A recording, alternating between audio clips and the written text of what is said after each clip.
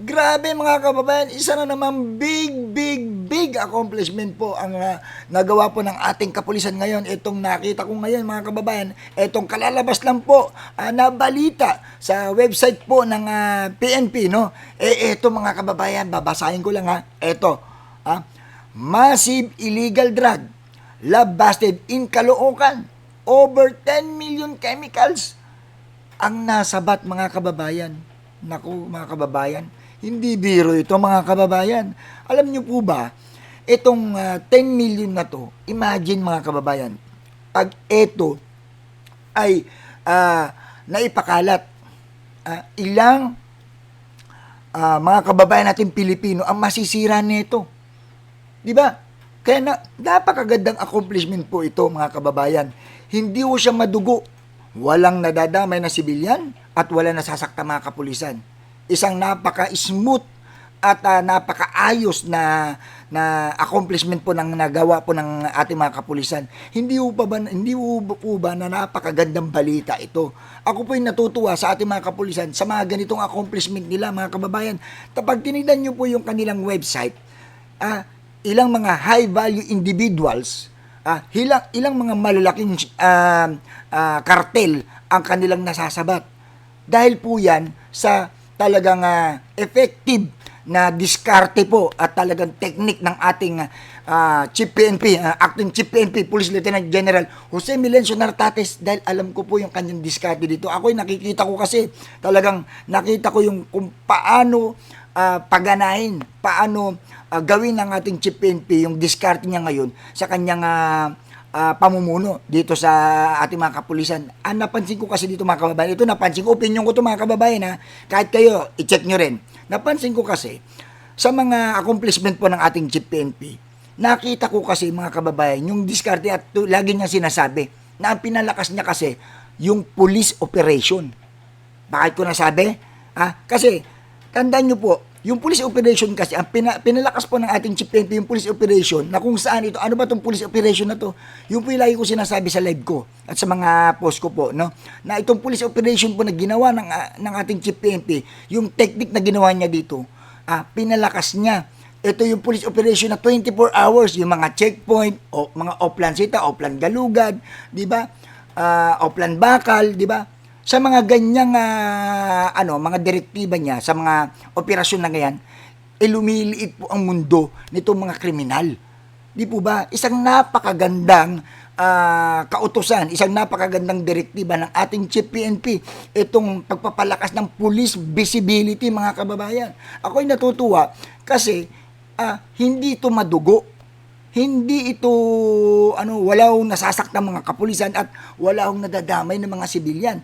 Isa pong napaka-smooth at napakaklaro, maayos na pagkakahuli.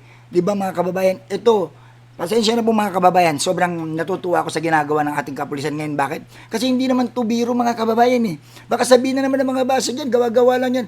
Hindi ho natin pwedeng basta ganyanin lang o ibas nyo ang ating PNP. Alam nyo kung bakit? May datos ho yan.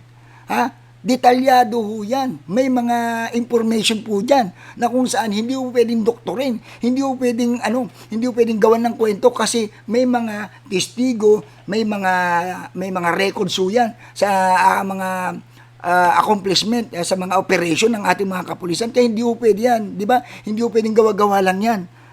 Kaya mga kababayan ko, ako'y sobrang natutuwa dahil nga sa direktiba po ng ating Pangulo, no? Sa kanya pong talaga laban kontra droga, laban kontra corruption. Ito po'y talagang nakikiisa at talagang salamat sa suporta po ng ating Chief PNP, Police Lieutenant General Jose Milencio Nartates, na sa kanyang angking galing sa pag-handle po ng ating mga kapulisan. Dati ko na siyang hinahangaan mga kababayan nung siya pa ay NCRPO Regional Director. Magaling na ho talaga ang ating Chief PNP na yan. Na kung saan, mas lumawak na pong nahawakan niya ngayon, dahil siya na pang Chief PNP ngayon, mas ipinakita niya pa yung talagang lakas at mabilis na aksyon na ginagawa niya kahit nung siya ay nasa NCRPO pa dati, nung siya ay Regional Director, at ngayon siya ay Chief PNP na po. At salamat naman po sa ating Chief PNP, no? Acting Chief PNP Police Lieutenant General Jose Milencio Nartates, sa kanyang dedikasyon po at yung diskarte niya talagang effective, no? Kaya maraming salamat po sa ating Chief PNP at siyempre sa ating Pangulo at sa kanila pagtutulungan. Ito po ang kinahinatnan na talagang sunod-sunod ng mga accomplishment. Lumiliit ang mundo ng mga kriminal, lumiliit ang mundo ng mga adik, mga kababayan. Hindi po natin kailangan ng madugo, mga kababayan.